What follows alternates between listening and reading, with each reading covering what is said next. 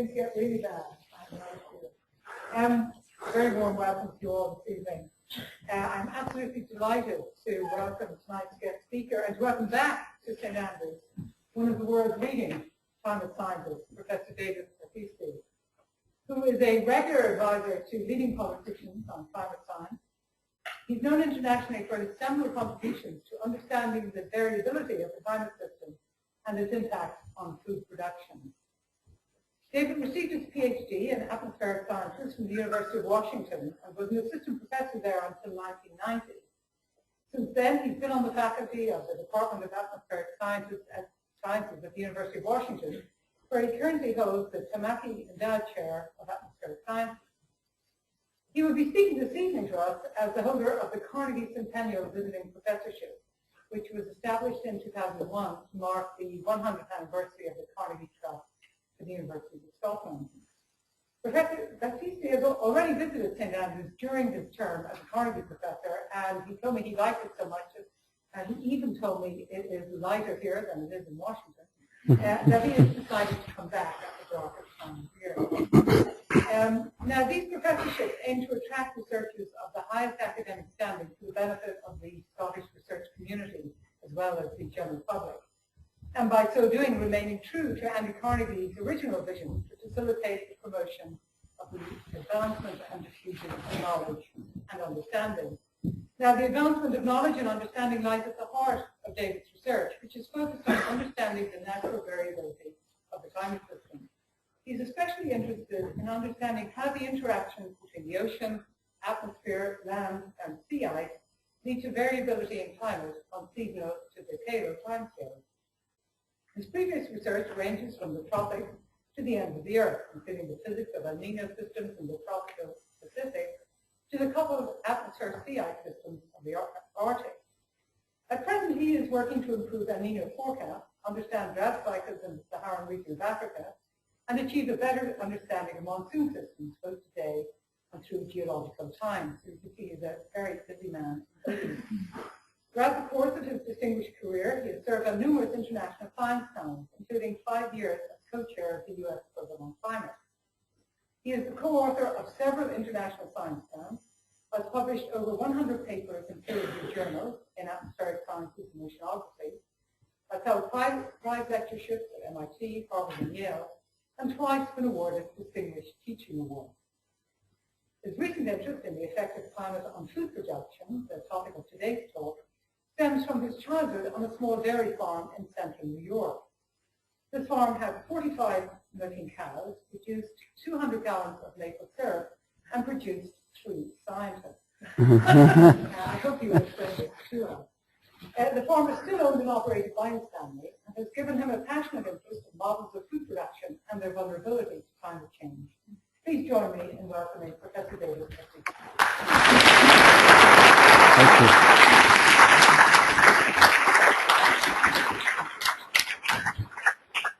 Thanks everyone for coming, and yeah, it's a real treat to be in Scotland.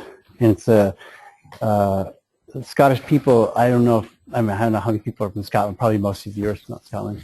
Quite a special group of people. Like even when I called a taxi dispatcher, the few times I've done it, it's been such a pleasant experience. I stopped the person and said, "Do you know how nice this has been just to talk to you on the phone?"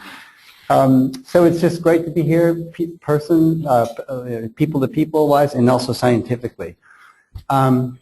Here's some fun facts. I hope they had a chance to look at these. I'm going to go on. And that's a picture of the Svalbard seed bank. It's so-called Doomsday Seed Bank, which is there to collect seeds from around the world as basically a backup for when seed banks go bad, like get flooded. For example, when the U.S. bombed Iraq, we destroyed the wheat seed bank, which had 6,000 years worth of seeds in it. And it's also meant to collect and store seeds that might be important in the future as we go into a different climate. Okay, I'll come back to this a little bit. So I want to thank the Trust for allowing me to come and be here. It's been a fantastic 4 months so far, and I'm looking forward to the next few months. Okay, so agricultural production On the physical side, it's about five different things. One is land.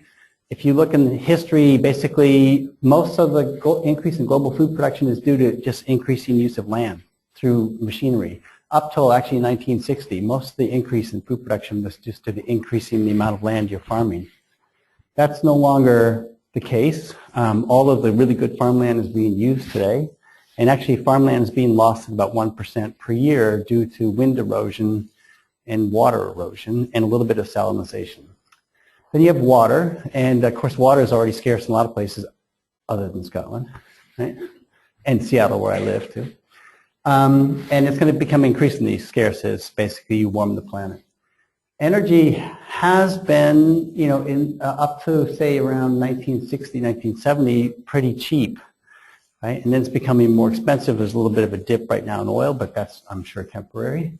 So energy costs are going up, and of course that's the cost of doing farming is going up. Nutrients, nitrogen is very expensive, is becoming increasingly expensive. Phosphorus is another really important nutrient in growing grains. And the world supply of phosphorus is anywhere between 50 years and 300 years, depending on who you talk to. But it's finite. And then you have climate change, which is what I know something about. And so I'm going to talk about how that links into this food production. First, just one slide about where food insecure people live, and then we'll come back to this slide at the end of the talk. By the way, stop me and ask any questions as I'm going, okay? Then we'll talk about projections of climate change, and then we'll just talk about what that means for global food production. I'm just going to stay focused on things that we're absolutely sure about from the climate science point of view. Okay? So first, where do the food insecure live? There are about 1 billion people, about 1/7 of the world today is malnourished, meaning that they don't get enough food to live a healthy lifestyle. They live in these countries that are color-coded. Don't worry about why they're color-coded the way they are. But the point here is that they are somewhere between, say, 35 degrees south latitude and 35 degrees north is where almost all the 1 billion people on the planet live who are malnourished. The other point here is that 50% of the calories that are eaten by people on the planet come from three major grains, right? Rice, wheat, and maize. Okay. I should also point out that why people are food insecure today is not due to lack of food, it's access to food, right? A lot of the people in these color-coded countries are in agriculture. These are developing countries for the most part. They're in agriculture. They don't actually own the things that they're farming, but they're farming for other people, right? And they don't make enough money to live healthy lifestyles. Okay, so that's the backdrop. Now, on the climate side, I'm just going to focus on changes that are very likely. That is, there's a greater than 90% chance that this is going to happen, and based on both quantitative analysis of the output of climate models and just expert elicitation. Okay? All right. And if I gave you this talk on the climate side 15 years ago, it would be the same list. There's very little additional stuff we've learned in the last 15 years, I should point out. What we have learned sharpens our understanding and sharpens our uncertainty a little bit. But the basic takeaway of like what's going to happen if you increase CO2, the answer today is the same as it was when the first calculation was done. Anyone know when that was, by the way? When the first person said, what would happen if I doubled carbon dioxide in the atmosphere, what would happen to the planet? Well, that calculation was done in 1896. And the answer today is about the same as it was in 1896. That's 25 years ago? So it's not a new problem, and the answer is not new. Okay, so what would happen if you increase CO2 in the atmosphere? It depends on two things. One is, well, how much carbon dioxide are we going to put in the atmosphere? That's not really a climate problem. That's a problem. That's a problem that comes from, well, how is the population going to grow? What's the population going to be? And how are we going to grow economically? Are we going to be a consumer world, or are we going to be a sustainable world? They don't have to be separate, but they are today. Future choices of energy make a big influence on how much carbon dioxide will be in the atmosphere. Governance and policy options are a really big deal. None of this stuff is actually anything I know about, right? This is stuff that politicians know about, and economists know about, and energy people know about, and demographers know about. They get together every 10 or so years and come up with projections of how much carbon dioxide will be emitted, how much methane will be emitted, et cetera, et cetera. And you can do that, but actually it's not very difficult. See, do we have like a pen here? Just a couple things we need to know. One, let's assume that the world population today is 7 billion plus 7.2. Okay. And everyone says it's gonna grow to about 9.5 by the middle of this century. That's adding a third more people to the planet. Let's assume that they add those third people and they develop, which is really good. And anytime you develop and you increase your lifestyle, you use more energy. So we're going to say that poor people develop and they use more energy. And we're going to assume that this all happens and yet the amount of CO2 emitted every year doesn't change. What are the odds, do you think? Odds are good? Probably not, right? It's probably a pretty conservative scenario about like how much CO2 will be in the atmosphere, right? A third more people, you hope they develop, they use more energy. So let's figure out what this is going to be. Can I write on this? I don't think so. Ooh, okay. I would have left a lasting impression on everybody, right? and unfortunately, it wouldn't have been the first time. Okay, so there are, for every million air molecules you grab out of this, actually, not outside, every million air, 400 of them will be carbon dioxide. Okay, so we call that 400 parts per million, and that's what we have today. Every year, we are increasing it 2 parts per million. Okay? Let's say we keep doing that for the next 85 years. What's the increase? 2 per year, 85 years. Someone do it. 285. 170. And we're at 400 today, so that gets us at 570. Even under this really conservative emission scenario, we end up with 570 parts per million at the end of this century. Now you can go to the demographers and the energy people and ask them what they come up with, and here's what they come up with. Here's 1990, 2000. There we are today at 400. And here we go out to 2100. And there's a whole bunch of scenarios here. I'll just point out the gold one is actually the business as usual one. It's assuming that the economies of the world continue to grow. They kind of shift over to a service economy of uneven rates. Population grows to mid-century and then kind of slows down or even reverses. The assumption is that there's a movement towards renewable energy, but it's uneven. Like, one country will move really fast and the other country will move really slow. And so it's kind of a business as usual. Progress more towards sustainability, but very uneven. Different governments do it at different rates. And you end up with, at the end of the century, 850 about. Okay? And if you do this one, B1, I call this business as usual. Everyone does. I call this one utopia. This one, if you read the scenarios, are environment is the priority. Right? Global governance is the way you do it. You quickly move away from fossil fuels and you move away from being a consumer society quickly into a service society. Now, that's not a world that resonates, right? I mean, it's great, but it's not a world that we are moving towards in time fast. So this is what I call utopia. Whoops. Right here. And you end up at about 530 or 550 at the end of the century, which is this, really conservative estimate, right? So we're going to focus today on this, split the difference. It's going to be kind of optimistic, not business as usual, but not utopia. So it's called A1B in the jargon of the IPCC, Intergovernmental Panel on Climate Change, which summarizes the state of climate science about every 5 to 7 years. Okay, and I should point out here that if we wanted to stabilize carbon dioxide, so we want to just put enough in that nature can actually clean it up by itself and pull it out, and just so that the level of carbon dioxide stays the same, we have to get it down to so every person on the planet can only emit 100 kilograms of carbon dioxide a year. Right? Now, for a reference, Scotland, which is incredibly well, you guys on average emit 2,100. So it's 20 times too much. We in the United States are about 55 times too much. Okay, but this is like, there's no, why this is an issue is, if you believe carbon dioxide increasing is a problem and you want to stabilize it, the only way to do it is no more CO2 emissions globally, right? And people don't like to talk about that. That's what actually we're talking about, okay? You basically can't emit CO2, and if you emit it, you have to clean it up.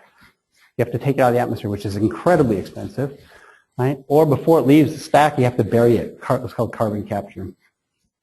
Before it leaves the electric stack, okay? So IPCC happened, this summary of climate science, in 2007. Another one happened last year or 2 years ago. They're called AR4 for, what is it called? Assessment Report number 4 and Assessment Report number 5.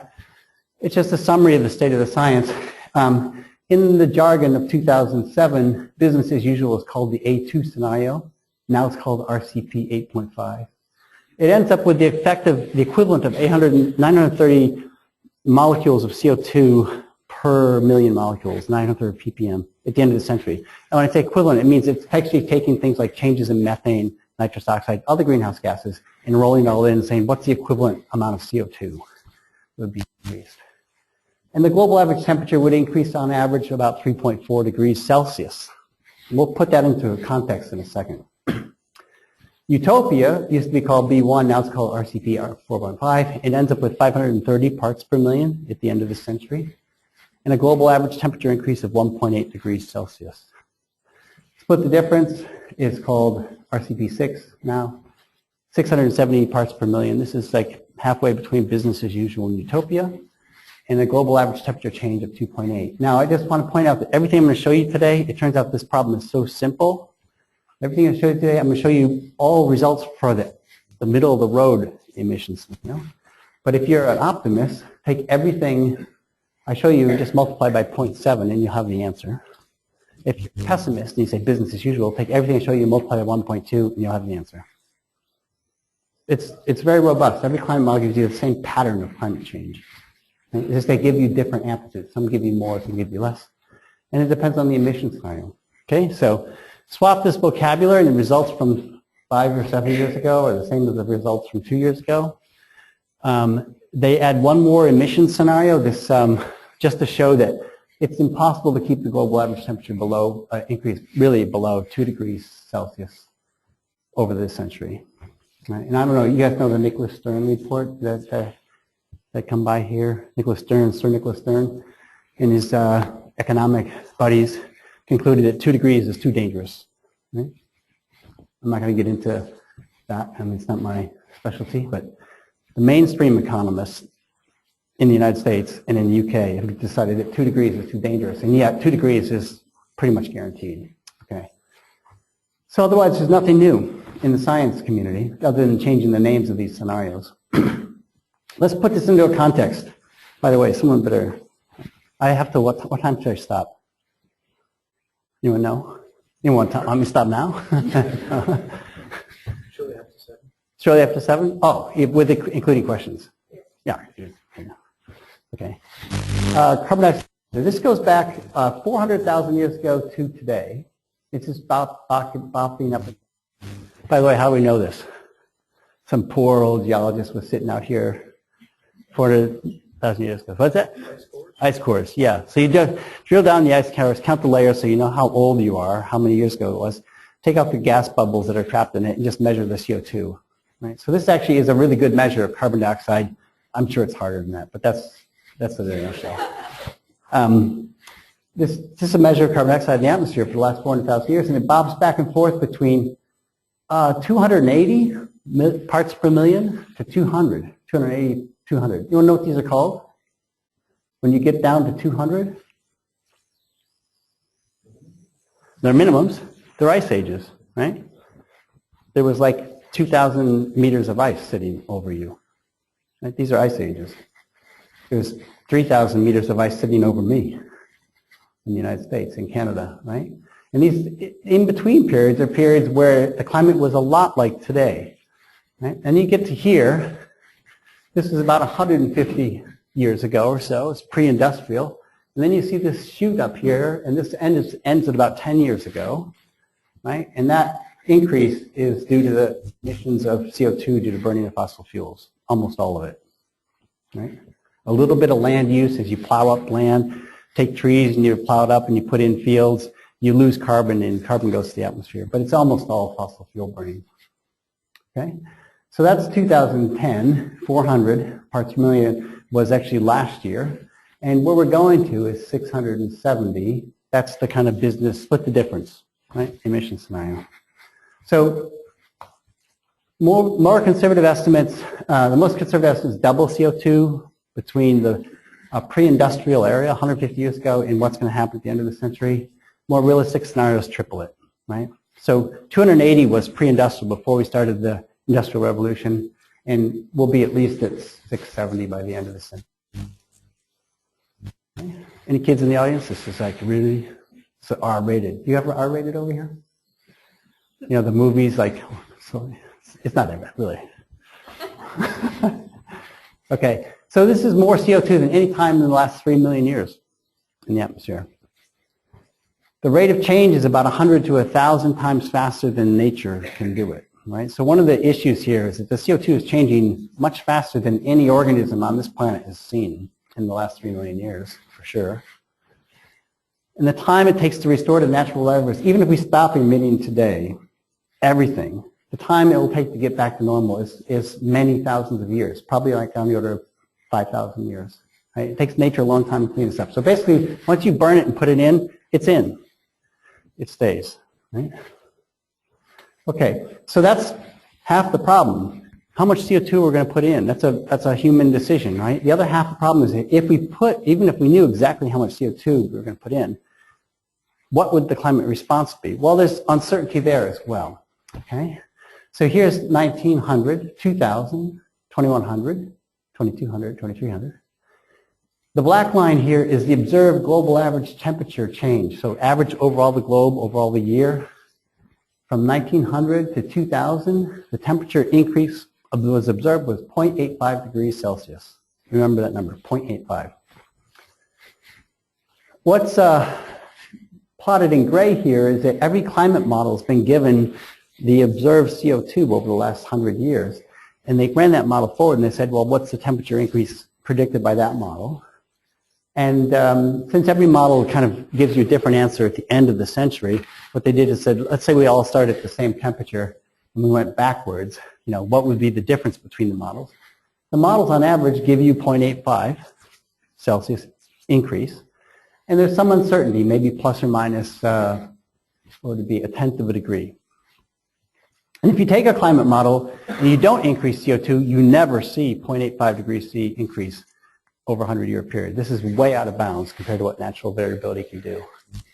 Okay. Now moving forward here, each one of these colored lines here is for a different emission scenario. B1 is utopia, green is split the difference, and red is business as usual. And the solid line here is the average over all the climate models. So if you're in utopia, you average and take all the climate models of the world, you run it with the same emission scenario, the average warming is 1.8 degrees, but there's some spread. The models don't all agree, right? Same thing with this emission scenario. The average for all of the split the different emission scenarios is 2.8, but there's some spread there. And then the business as usual as well.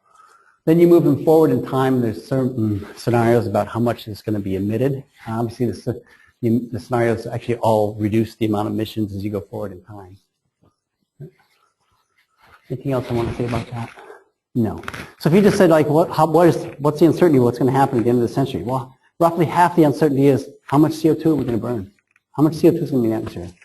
The other half is, like, even if we knew the CO2, models disagree on what the answer should be at the end. They all warm. No model ever cools, right?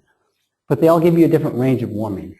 They all give you the same pattern of warming. They all warm more in the high latitudes than they do in the tropics. All of them. And we actually understand this. We've actually understood it for 40 years. Well, I didn't understand it for 40 years. I wasn't in the business then. But my colleagues, my dead colleagues, they weren't dead when they started. They understood this, right? This is not new. Okay. So let's put this into a context. Here's the change in the northern hemisphere temperature from 1000 AD, people were here then, all the way to 1900, 2000, and 2100. Here's this 0.85 degrees C over the course of this century. And here's the future projections. And, you know, depending on the emission scenario, which is the solid line here, it could be anywhere between 2 degrees warmer and 4.5 degrees warmer global average. No matter which emission scenario you have, there's still uncertainty. So for this one here, for example, it's 4.5, but it's anywhere, one model would say it's only 3.3, but another model would say it's 5.6 warmer. Right? So there's uncertainty. The models do something different. Okay. But they all warm. Right? If you look backwards in time, the gray here is the uncertainty in the observations, and it becomes more uncertain as you go back in time because you just have less pieces of information to evaluate what the temperature was. But you don't see anything approaching 2 degrees warmer than today, right? Just bopping around here, plus or minus a half a degree, what we considered normal for the last 100 years. It's okay? Good? All right. So not every place, nobody lives on the global average. Well, a few people might. But this is the picture of the global, the temperature change annual average at the end of this century compared to the end of last century. The global average is 2.8. This is the split the difference emission scenario. But not every place is the same. What do you see here? How about land versus ocean? Gray is no change. Purple is a lot of change. Okay? Land versus ocean. Land warms more than ocean, right? Tropics versus polar region, North Pole. Much more in the polar region. That's because, oh, I can trick you guys. Why do the polar regions warm more? That's a trick question. I don't want to do this. The answer is, oh, you take white ice and replace it with dark ocean, right? And so you reflect less sunlight. It's called the albedo. Turns out that's not the answer.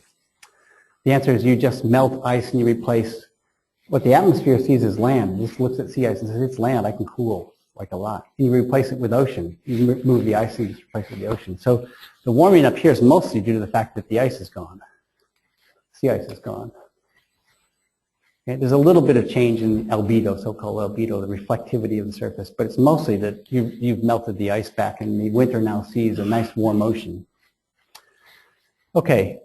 If you look here, the global average is 2.8, but that's because the oceans are slow to catch up. And if land areas here, these numbers are more like 3, 4, and 5 degrees C, global average, right? 5 degrees C, that's a really big change. It might be good for Scotland, right? But we'll see about other places. So if you are an optimist, multiply everything on this map by 0.7 and you have your answer. If you're a pessimist, multiply everything by 1.2 and you have your answer. Every climate model gives you the same pattern. Okay. Now, precipitation changes. Not a lot we can say about precipitation change. I'm going to just talk to you about things that we understand and we expect. Everything that's stippled in this plot means that the models all agree that there's going to be a change. And I can never say this right, and I really could use a marker board here. It says that if you take the average change, the change predicted by all the models and you average it, the difference between that average and today is bigger than the difference between the models, okay? So it gives you some confidence where it's stippled that the models disagree, but they all say it's going to be a much different world than today, right? So where is it different in precipitation? Red means less rain, blue means more rain, okay? And Scotland's kind of here on the edge. I wouldn't trust it. Okay, so here where you see, and the color here, the color intensity tells you just how much. So this is really a lot of drying here in Central America, in the southwestern U.S., Southern Europe, Northern Africa, Southern Australia, Southern Africa. Basically what we call the subtropics are places that dry. And places in the deep tropics, mostly over the water areas, are places where you get wetter. You also get wetter in the high latitudes, and that's simply because as you warm the planet, you evaporate more water. There's more water in the atmosphere, so the same storm just brings more water and it just rains more. It's very simple. Nothing exotic about it. It's not like it's stormier. It's just that there's more water vapor, so when the storm comes in, it drops more water on you. That's about all we can say, really. I mean, if you're a policymaker, I wouldn't trust any more information than that. Those few places that they are going to be dry are here, here, and all models tell you that. Places that are going to be wet would be like here, and this is mostly a winter rainfall. Right? Okay. So let's talk about food production. First, I'll show you one slide about precipitation because, like I just showed you, there's not a lot you can say about precipitation. And then I'll talk about temperature. Okay, and then a few other things. So, precipitation. The projected changes in precipitation, end of this century minus end of last century, plotted here for Europe. Can everyone see this okay? Like, so here we are in the UK, here's Scandinavia, here's Southern Europe. Brown, dark brown here means a 50% reduction, okay, in rainfall in the wintertime. And here's the reduction in the summertime. Average over the year, you get about a 20 to 40% reduction all through Southern Europe and all through here, through Central Asia. This usually works in the United States, but it won't work here. Has anyone heard of the Dust Bowl in the United States? It's kind of bad, you know. So anyone know what the reduction in rainfall was for that 10-year period that gave us the Dust Bowl? I'll give you, you can vote. 7%. Okay, so these are like 20 to 40, right? So 7%, yeah, it's really small, right? So these are really massive changes. These are really unheard of. Now the only thing we can do is we can go to this area and actually there's a 3-year period at the end of the last century where the rainfall was 30% below normal. And we can just say, well, what happened when that happened? Okay? So, well, the answer is that with 30% below normal for a 3-year period, 80% of the livestock was lost in Iran. 40% of livestock lost in Afghanistan, 50% Pakistan. About 50% of the grain lost in Tajikistan, 50% roughly in other places as well. These are really big changes, right? So why does livestock die? You want to know how you farm in these regions?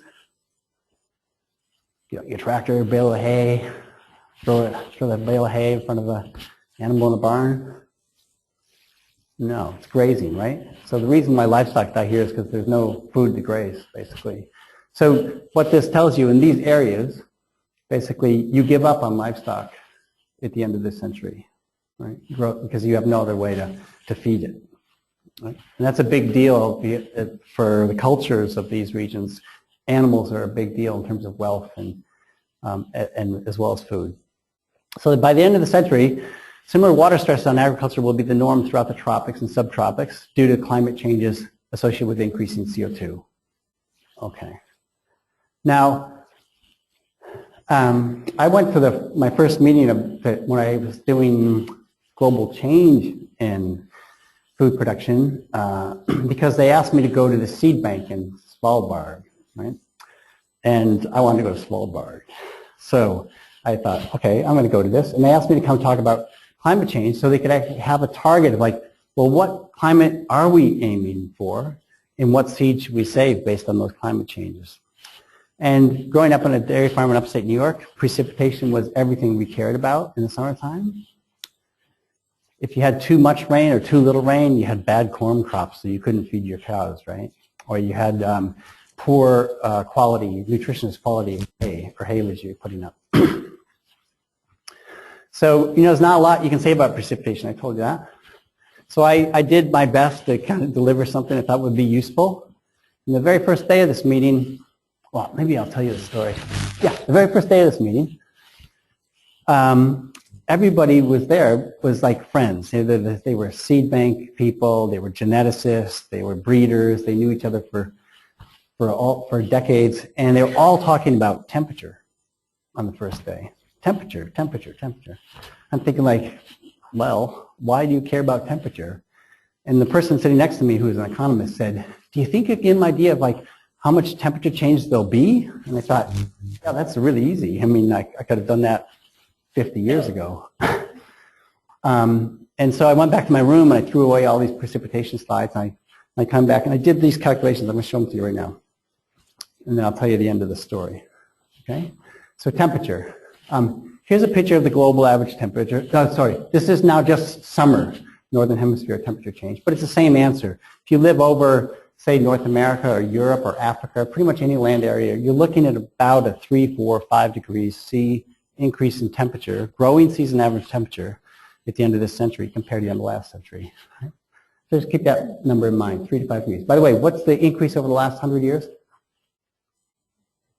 0.85, right? So this is four times what we've seen the last 100 years. So it's a fourfold increase compared to the last 100 years, right? Okay. So actually nature did this for us really nicely. European heat wave, 2003, right? France and Italy. This was a 3.6 degree on average above normal for the summer. In France and Italy, a lot of people died of heat stress. Italy, about a third drop in the maize production. France, about 30% decrease in maize and fodder production. Fodder is just food production for animals. Right? 25% decline in fruit harvest, 21% reduction in wheat yields. If this was actually due to drought, due to rainfall reductions, you'd expect this every 3 years in France, right? In Italy, right? Because actually it was a pretty normal rainfall year, but it was just incredibly hot. How hot? Okay? So what I'm going to show you is that by the end of this century, the similar temperature stresses on agriculture will be the norm in the tropics, and they'll be in the subtropics due to the summer average temperature change. Remember the maps, 3 to 4 degrees. So this is going to be the norm. Right? So what about France? Why was this such a surprise? Okay, well, this is just a histogram of the number of summers in the last 107 years when I did this calculation. Had that much data. The number of summers that were normal was 0, that were 1 degree above normal, this way, 1 degree below normal, and there shouldn't be a 0 there, should be minus 10 and plus 10. Okay? So 0 obviously is the norm, right? So the norm is in the middle. There's a little chance, there was one summer in 107 where it was about 1.5 degrees colder than normal. That was the record cold summer. And then there was, up until 2003, there was one that was almost a little over 2 degrees above normal, and then there was this 3.6, right? Way out of bounds, right? Now, I showed this plot. This was the plot I showed. And then I showed this next plot. What I did is I went to every climate model and I said, there's going to be an average temperature change over France. I'm going to assume the same variability that I have today, just natural variability wobbling around. And I do that for every climate model. And I'm just going to create a histogram of what the likelihood of the future is of a summer temperature. Everyone got this? Right? So I'm taking all climate models, ones that are really volatile, that give you a really lot of warming, right? And then some that give you like really wimpy, they give you no warming. And I'm assuming the variability doesn't change, right? And I'm just going to create another one of these that's valid for the end of this century for France. Okay? So this is using a middle-of-the-road emission scenario, not utopia, not business as usual. And that's what it looks like. So how do I read this? 2003 is right there, right? What's this thing mean right here? What's the most likely scenario for the end of this century, for a summer at the end of the century in France? 2003 is the average, right? There's 50% chance it'll be colder than 2003. There's a 50% chance it'll be warmer, roughly, right? And there's a really tiny chance, like 1 out of 107, that it's going to be normal, right? There's also a little tiny chance that it's going to be 10 degrees Celsius above normal, which puts you in the middle of the Sahara Desert, right? In summer. Okay? So the odds at the end of the century of France seeing a temperature higher than any temperature ever recorded in France is about 50%. Even with a climate model that's really wimpy and it says, I'm only going to give you like a 1.5 degree warming, right? Okay. Now you can do the same thing for other places. Here's the Sahel in Africa. The tropics are famous for being no temperature variability. So here's the same 107 summers here, and basically, oh, this got cut off. This looks like 60 of them actually were within 0.5 degree of normal. And about 25 of them were 0.5 degree colder than normal, and another, say, 25 we're about a half a degree to 3/4 of a degree warmer than normal. And here's the future. And how do I read this? What are the odds that the temperature in the future is going to be above the highest ever recorded? 100%, right? There's no chance that at the end of this century the Sahel will be colder, or there's a 100% chance at the end of the century the Sahel will be, any summer in the Sahel will be warmer than any summer ever recorded to date. Now, I could do this for every plot, and I did it for like 20 plots. And I showed them to them. Right? Now, instead of showing you 20 plots, I'm just going to show you a map that summarizes the answer for every place in space. So you can pick your place in space, and this is the answer. What is the likelihood at the end of this century that your place in space will exceed the hottest temperature ever recorded in summer, the growing season? And by the way, this map is for the growing season in both hemispheres. So it's June, July, August in the northern hemisphere, and it's December, January, February in the southern hemisphere. What are the odds that your place in space will be warmer than anything ever recorded? And red is greater than 90%. So a lot of the world is going to see temperatures that are out of bounds from anything ever recorded.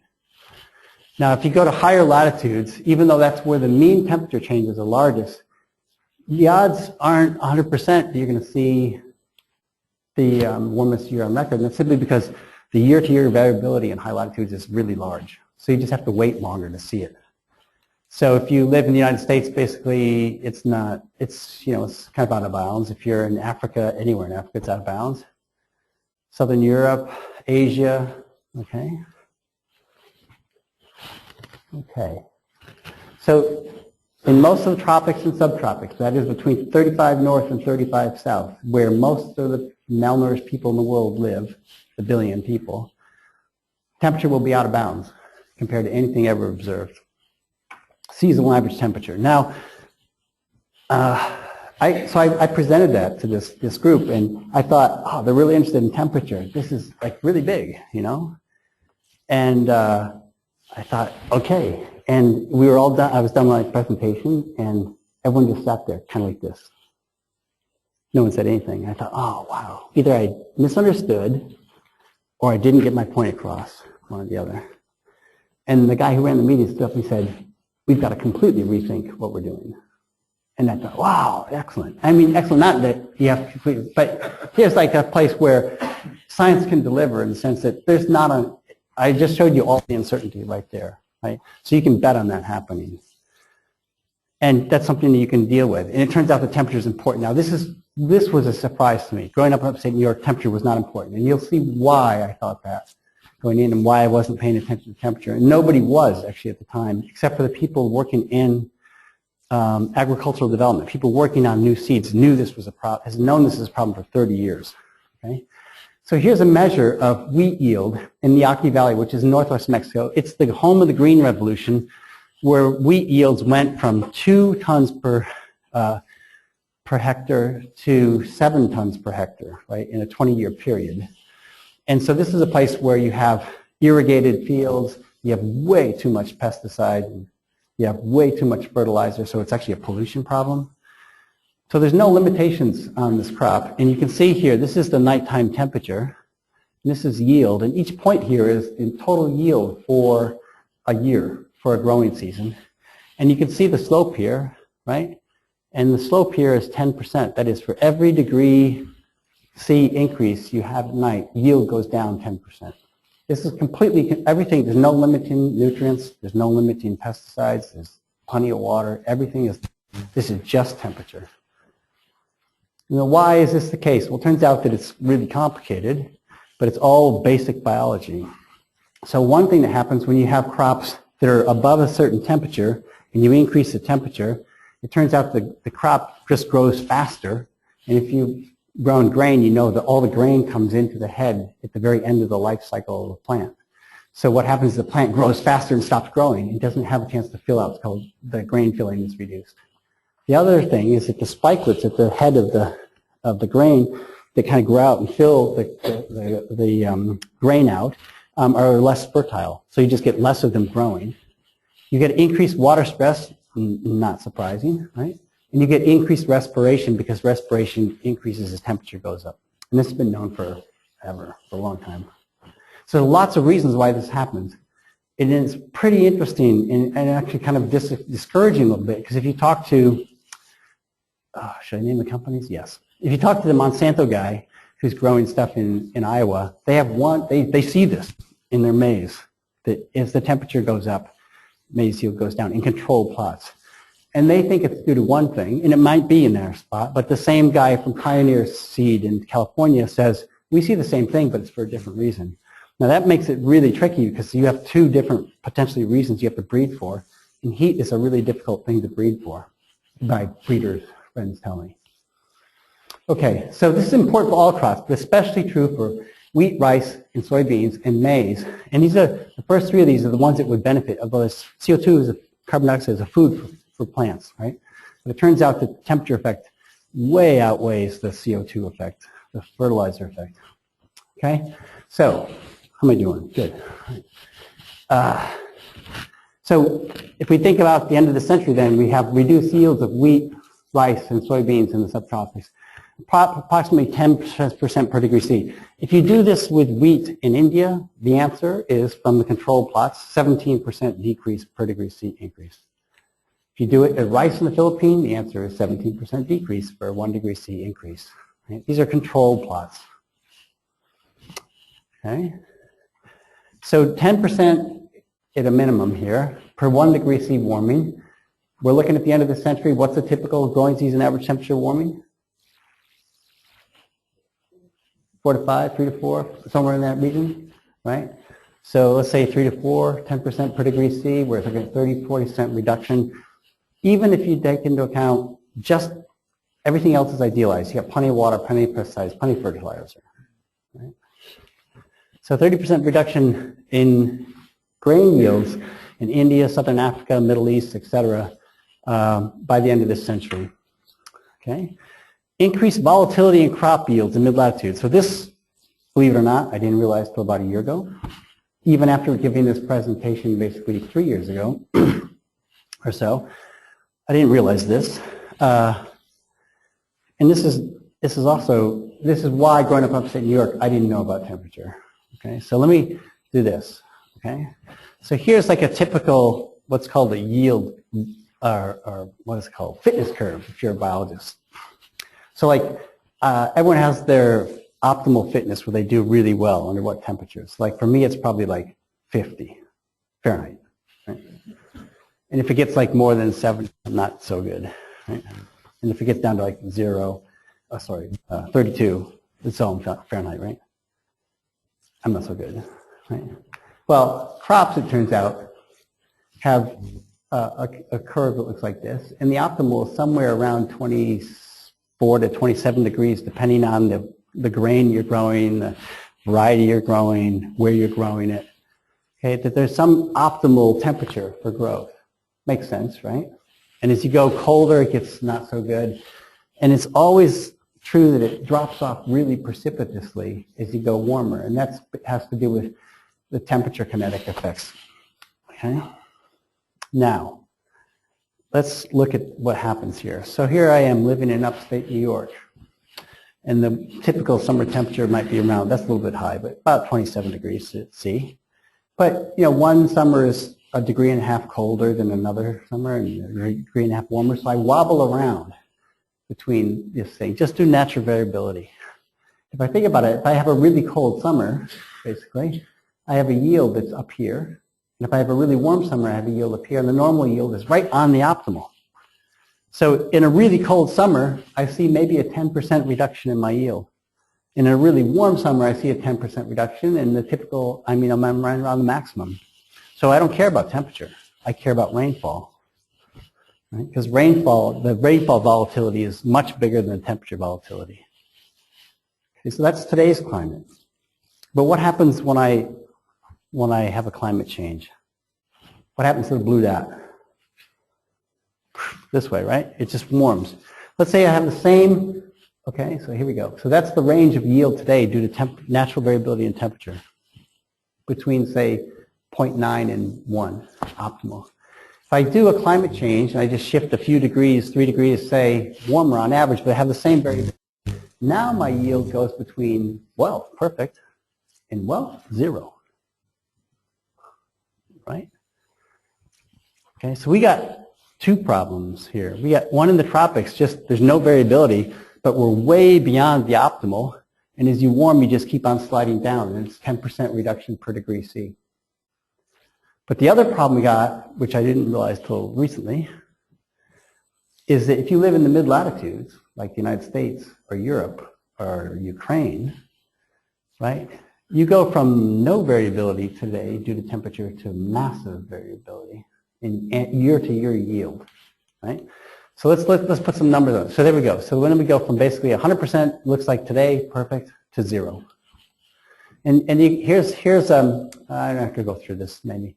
This is today's change in yield just due to temperature variability. Turns out we're a little bit below the maximum, right? So it looks like this. A really bad year might be a really bad year might be a 10% reduction in yield, and a really good year might be a 7% increase in yield, right? But if you look at the green one is what happens when you have a 2-degree warming, but you have the same variability. Well, on average, you're down maybe 15% on average, but looking now at the distribution, there's a chance that it looks normal, but there's also a chance that it's 50% down.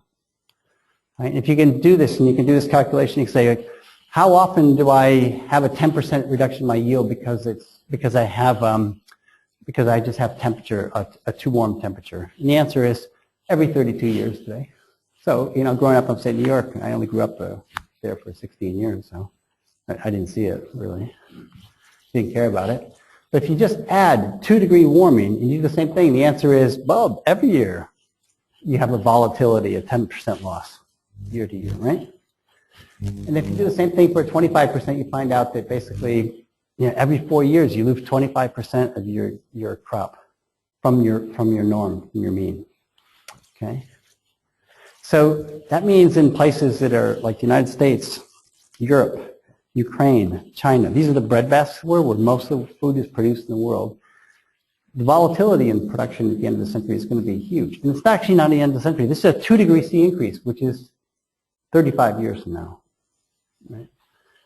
So if you do this in the United States, you have to completely do your food system differently.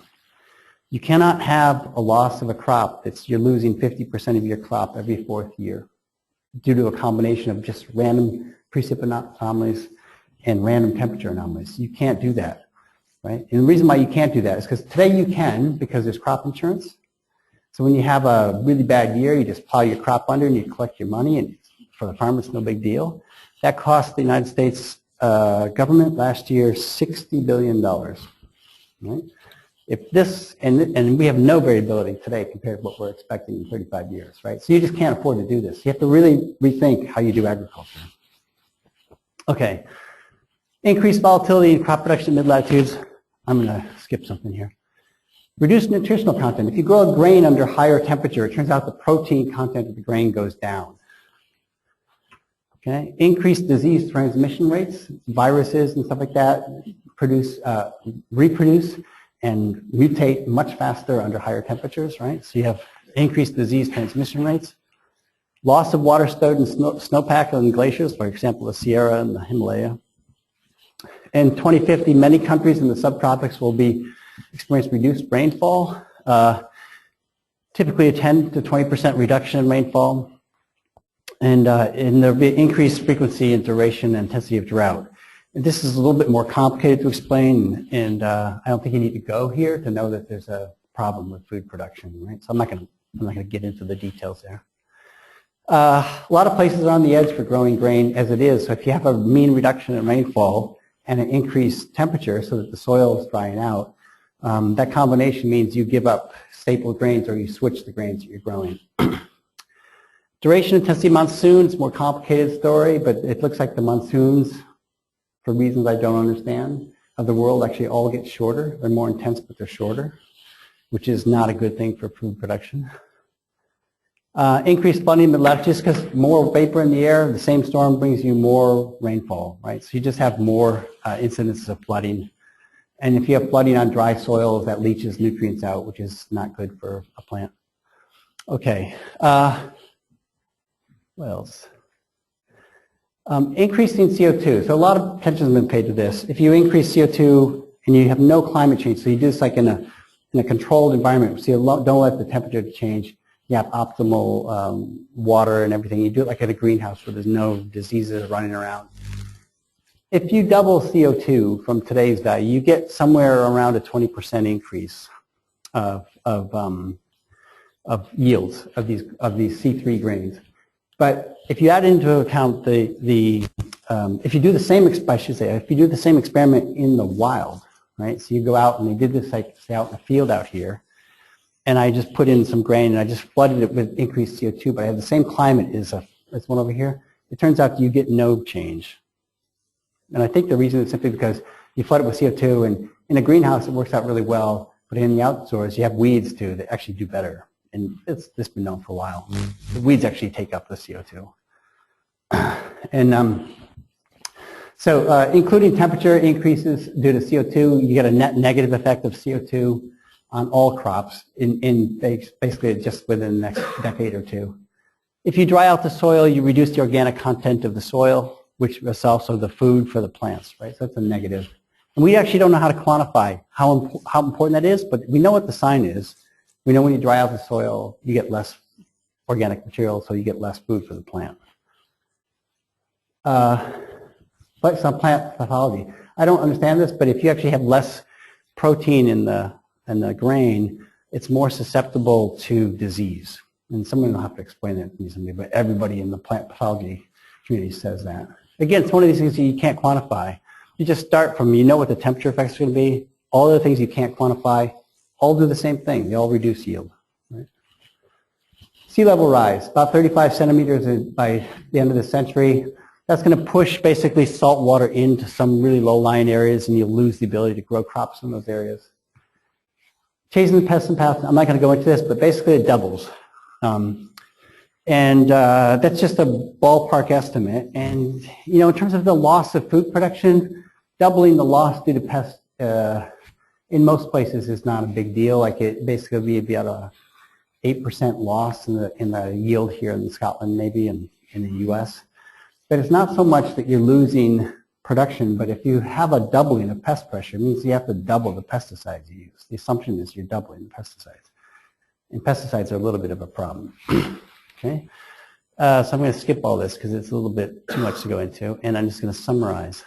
So by the end of 2100, growing season temperatures will very likely exceed the highest on record throughout the tropics and subtropics. 20 to 40% reduction in yields of the major crops due to temperature changes alone, just due to the plant physiology response to heat. Increased volatility in the crop yields in the breadbasket countries. In the tropics, crops will be further stressed by reduced rainfall. Increased CO2 effect is small, less than 10% for doubling of CO2. And pest and pathogens losses double. Now let me go back to this picture. And here we have our 1 billion people living in these places where temperature is already beyond the optimal growing temperature. People are measuring already under controlled conditions that yields going down 10 to 15% per degree C. These are the countries where the next 2.5 billion people are added, right? They're all in these countries. It's not in Europe and it's not in the United States. Most of that increase in 2.5 billion is in these places, and they're mostly dependent on agriculture for food and for income, right? So a lot of tensions, a lot of pressures that come about. And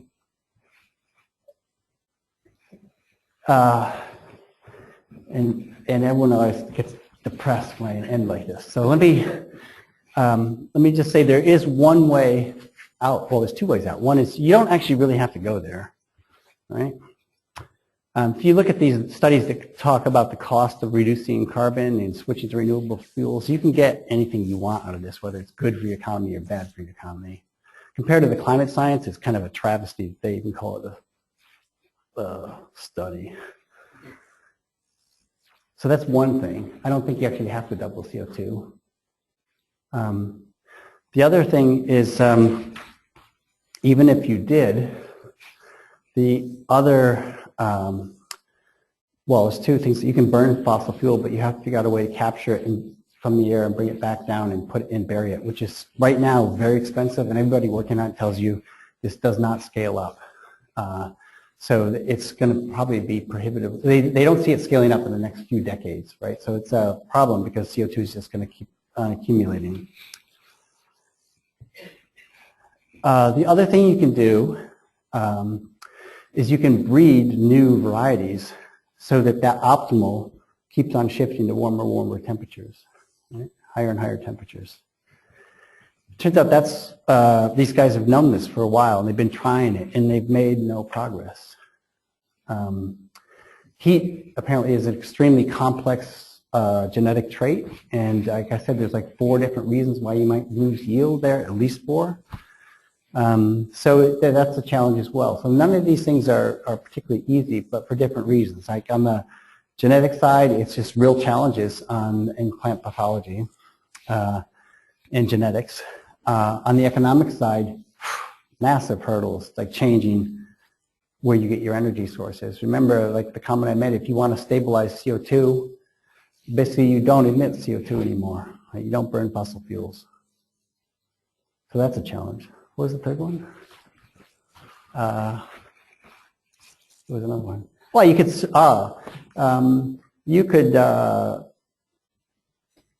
everyone could have a vegetarian diet. That'd help. Actually, a non-trivial amount it would help because, and everyone knows this, there's this food conversion factor. So if you, and like the best you can do is like chicken, or fish, I guess, or chicken, where basically for every 2 kilograms or 2.5 kilograms you feed a chicken, you get 1 kilogram of protein out, right? So you can switch to being vegetarian. Or there are some crops that grow under really high temperatures really well. It's just that they're difficult to make commercial. They are difficult to harvest. Like millet is one of these, and sorghum is one. And the countries that do have these capacities and traditionally have grown these things are moving away from those and growing maize instead, which is one of these stressed ones, for cultural reasons. So it's an interesting challenge, and I hope it's not too much of a bummer. I actually kind of am excited about this. One is because, well, it's one place where in my field, I feel like we have something that's information that's not just useful, but it's required to shape an argument, a real sensible program of how you move forward in the future. And the other is, I really don't think we have to be at double CO2.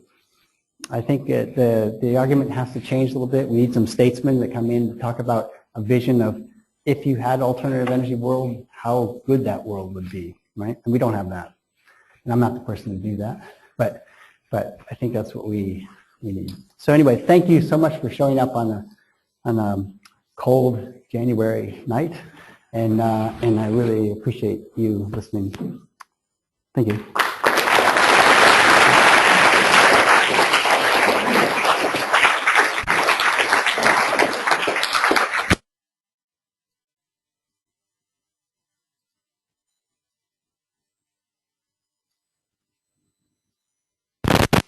That was a really fantastic and striking talk, and I'm sure there's some questions out in the audience.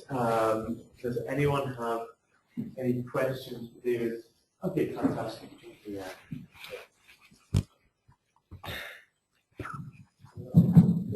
So I was wondering, your estimate, the estimate of 20 to 40% yield reduction by 2100 was just temperature. Just temperature. Water mass. Yep, just temperature. So if you compound those effects, what Yep.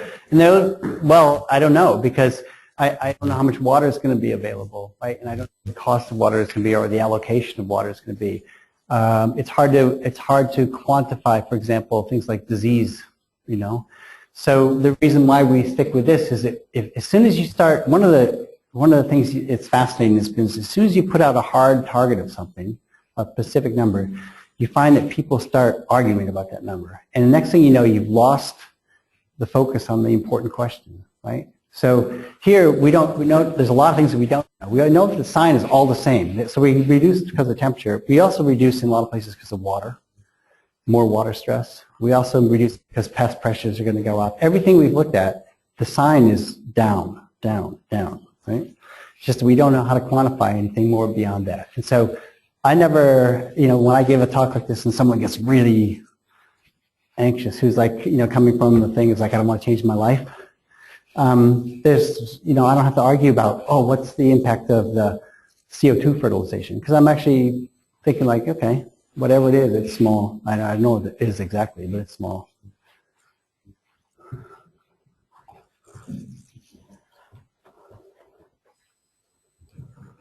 Naturally, here in Scotland, we all live to the United States, it's the leaders of the free world. Huh. And are the United States of America going to lead us into a carbon dioxide free world?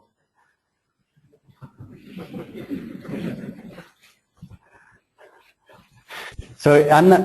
So you're asking me is like over a beer, because like this is not my specialty, like politics and economics. But I'll say this: we have a really dysfunctional government right now, and I don't see it actually improving in the next few decades.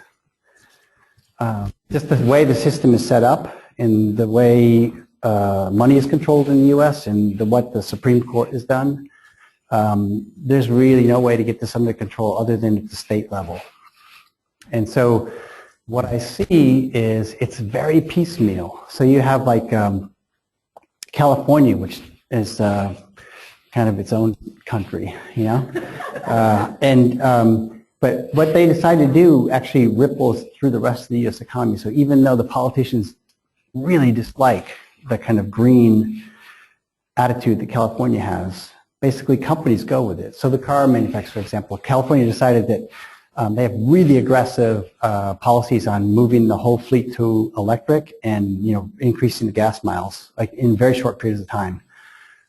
And the car companies, rather than fighting this, just said, look, we're going to lose this battle in court, surprisingly, but they said that. And we can't afford to create a car for California, a car for everywhere else, so we're going to just create one car that meets California standards. And next thing you know, all the states just kind of pile on. So, I think it's going to be that, unfortunately, disorganized, and just depends on who comes up with what. Healthcare is a really good example, right? And we didn't have national healthcare. Now we have sort of a national healthcare. And the Republicans are still trying to pull it apart, right? But, it's once the thing's in place and it's working, it's going to be, it's going to be there. It's going to stay there. So, but it's going to be in fits and starts. It's not going to be somebody up there saying, here's my vision for the world, buy into it. We're going to have a 20-year investment moving down this path. I really don't see it. Yeah, I don't see it because, and I grew up in the 70s, like in the 60s and 70s in the U.S., and that was a time where everybody in my generation felt like it could change the world. You had no doubt that whatever was the right thing to do, you could make it happen, no matter what the Supreme Court said or what the government said, right? We felt like we had the first Earth Day, right? We had we got the U.S. out of Vietnam, right? We did a lot of things that were really pretty powerful. And yet, there's no semblance of that anywhere in the United States right now. There's nobody, except for my generation, and we're too tired to do it. But I mean, there's examples all over the place. It's just I don't see it taking the lead. I don't see it taking the lead in anything, including education. I think it's just going to slowly decline.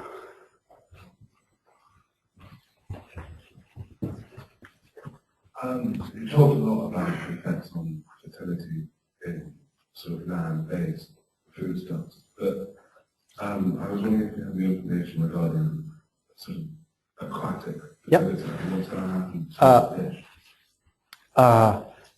Help? So that's two things there. One is, as of last year, more than 50% of the fish landed in the world were aquaculture, right? So that's more and more extreme. So more and more, it's all about aquaculture. not about open ocean fishing. And but the way I look at the aquaculture, and there's huge environmental issues with aquaculture, right? Some of them are really, it's brand new territory, and there's some really exciting things going on. There's also some quite, also Wild West type of thing going on. But in the open ocean environment, it's the way I think to look at it. And if there's some people here that do marine ecology, please correct me. But I said this in Edinburgh, and the people behind me who knew a lot about ocean ecology said, yeah, it's okay.